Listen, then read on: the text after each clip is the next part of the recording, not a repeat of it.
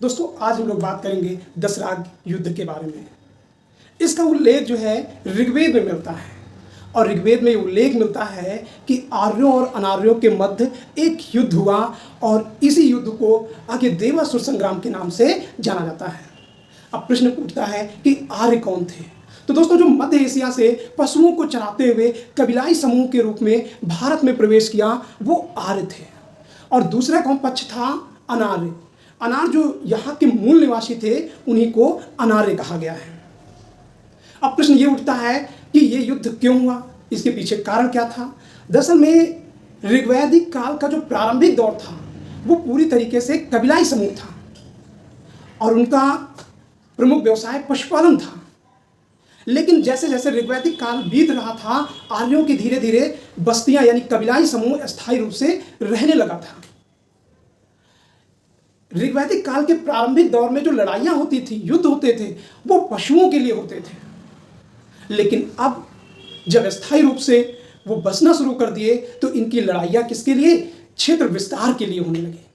तो इस युद्ध में एक तरफ आर्य और दूसरी तरफ अनार्यों ने युद्ध लड़ा, जिसको हम आज के टॉपिक में समझेंगे। तो ये युद्ध जो है सिंधु नदी है, सिंधु की सहायक नदी रावी नदी के किनारे लड़ा गया था। तो रावी नदी है। रावी का जो नाम ऋग्वेद में मिलता है, ये नाम मिलता है परुशली। तो प्रश्न ये पूछा जाता है कि रावी का प्राचीन नाम क्या है? तो परुशली नदी है। आइए देखते हैं दशराग युद्ध के बारे में। तो इस युद्ध में आर्य क्या हुए? विजयी हुए। क्यों विजयी हुए? उसका कारण प्रमुख ये था कि एक तो ये लोग घोड़े का इस्तेमाल करते थे और घोड़ा युद्ध में महत्वपूर्ण भूमिका उसकी ये रहती है कि आक्रमण तेजी से करते हैं और मार के भागने में सफल भी होते हैं। यानी अश्वचलित रथ इस युद्ध के विजय के प्रमुख कारण थे। तो दशराग युद्ध का उल्लेख किसमें मिलता है? ऋग्वेद में मिलता है। किसमें मिलता है? ऋग्वेद में। और कहां पे लड़ा गया था? ये रावी नदी के किनारे लड़ा गया था। अब युद्ध में एक तरफ आर्य नेतृत्व कर रहे थे और आर्यों में जो नेतृत्व कर रहे थे वो भरत वंश के राजा सुदास थे और इनका पुरोहित कौन था? इनका पुरोहित वशिष्ठ था। जबकि दूसरी तरफ यानी अनार्यों की तरफ से 10 राजाओं का एक संगठन था। ये संगठन 5 जन सिंधु नदी के पश्चिम के थे और 5 जन सिंधु नदी के पूर्व के थे।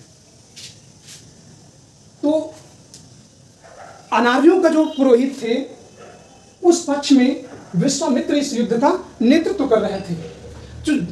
जो 5 जन सिंधु नदी के पश्चिम में थे, अलिन, वक्त, भलाशन, शिव और विषाणिन, ये 5 नाम आते हैं। 5 जन कहाँ थे? ये सिंधु नदी है, इसके पश्चिम की तरफ के थे ये 5 जन। और 5 जन कहाँ थे?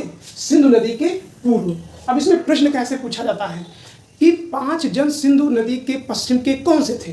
तो ये अलिन, वक्त, भलाशन, शिव और विषाणिन। और सिंधु के 5 जन कौन थे? ये पूर्व में थे।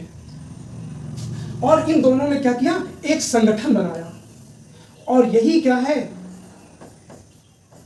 दास राग कहलाए।